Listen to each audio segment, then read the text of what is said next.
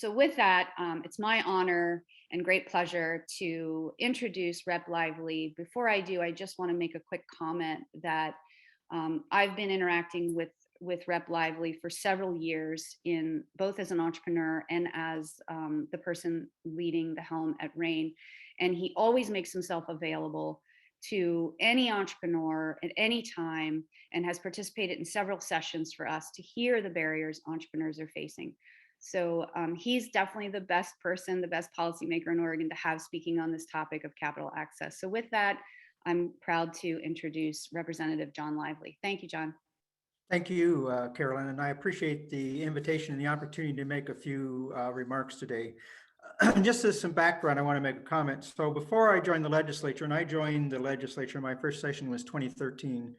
Before I did that, I was more than 20 years involved in economic development and business development, both running a nonprofit development corporation, but also just serving on boards in that and trying to find. And I wish I could say that we've made tremendous progress since I started years ago, but some of the issues have remained the same. I think we've tried different things, and I want to commend Carolyn and Rain for staying the course, and in fact, expanding and being able to support some of those things, because what they've identified is critically important. But during all that time, I heard over and over and saw, as I worked with small businesses specifically, saw this struggle, this capital gap, the inability to be able to get access, especially at critical times in the development of small companies or the startups and that. And so when I joined the legislature, that was high on my list of things to do. And then now, as the chair of the committee and working with my committee members for the last, well, it'll be 4 years now going into this session, trying to both raise the awareness of what these issues are,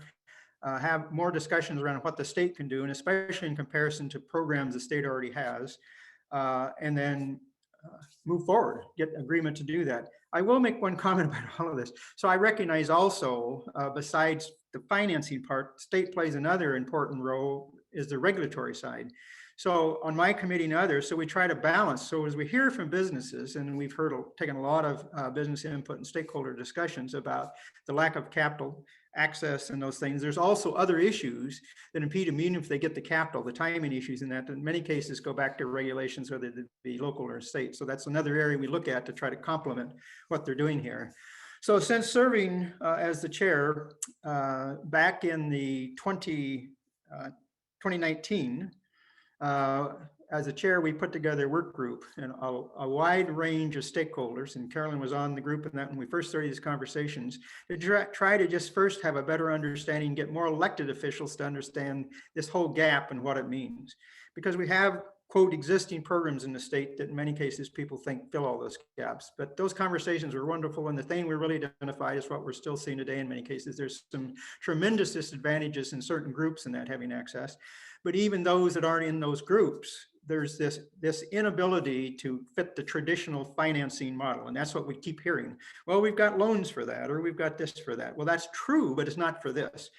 And so we heard some very compelling stories from a lot of the small businesses in that, their efforts to try to get started and their struggles to that. And so we made an attempt back in 2020 session. We had a bill that we thought was starting to move us in the right direction with all of our partners, and mainly addressed at supporting those out in the communities already doing this work. Rain's an example, but others that work directly with these businesses, supporting them so they could take more risk and have more funds available. While the bill passed in the House, it didn't pass Ways and Means. We didn't get the bill funded, so it was kind of back, and that's not unusual in the legislature. This past session, we were successful in getting a bill passed that kind of addresses, try to do the same thing. So it's to help support those filling the gap. So those are out in the community that are doing the work in that. So loan loss reserves and things, the state can make investments in that. So there'd both be more funds available, but also they would be able to be more comfortable taking certain risks. And one of the things I would just say about what we heard from many of those out there working in the communities, the risk isn't, from their standpoint, if they look at the businesses and the entrepreneurs and the ideas they have and what they might do, the risk isn't often cases what we at the state think that risk is. It's a very different, and in fact, the opportunities are probably more immediate. But the other thing you say from the state doing, the state's pretty risk adverse. And so we need to do these things through partners out in the communities and to do that. So that legislation passed. It's targeted to rural Oregon, to women, to BIPOC communities, and that's to try and understand we can only target so much. And we still have to be careful about going too far, but those are the goals. And Business Oregon's in the process of working with partners throughout the states and that to try to make those funds available. So we'll see how that works. So from my standpoint, that's good we made that step, but I appreciate and understand that there's a lot of work yet to be done in this particular area. So, and I just want to, again, go back and reemphasize this 80%, 83% of the entrepreneurs do not have access to bank loans. So when we had those public discussions, we heard business after business after business get up and talk to us. And I talked to my banker friends, and the banker friends had told me, oh, we got loans to do it all. In many cases, there are loans to do it all, but people qualifying for them. So the stories we heard about how do they get the capital to start with to qualify was always the struggling.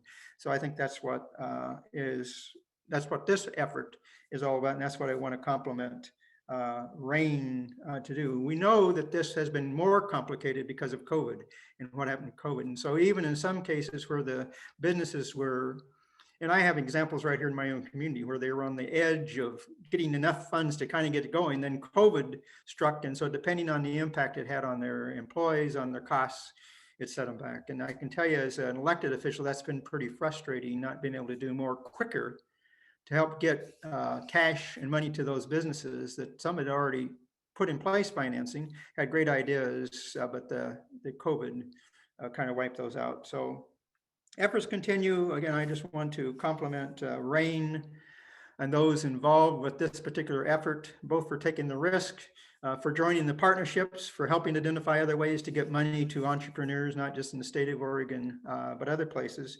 Because at the end of the day, what my committee understands, and more the legislators understand, there continues to be large opportunities for job growth. And I'm going to say specifically, because Carolyn's heard me say this, in rural Oregon, for companies, small companies and startups that can really change the complexion of the economy in those places. But it really goes back to this root $50,000 or $100,000 to help the business get started and stabilize when they first do it. So for me, that's the other part of this that's so important. It's another way, if we're serious in Oregon, and I think we are, about the economy working throughout the state, especially in the smaller parts of the state. And for those communities that have been access denied before, then this is really the opportunity to do it. So again, thanks for the opportunity. I appreciate it. I commend you for your work, and I look forward to doing what I can. And we, the committee, I have a great committee, can do to support these efforts and maybe even get the state to be a little less risk adverse and take some more risks to help these efforts work. Thank you.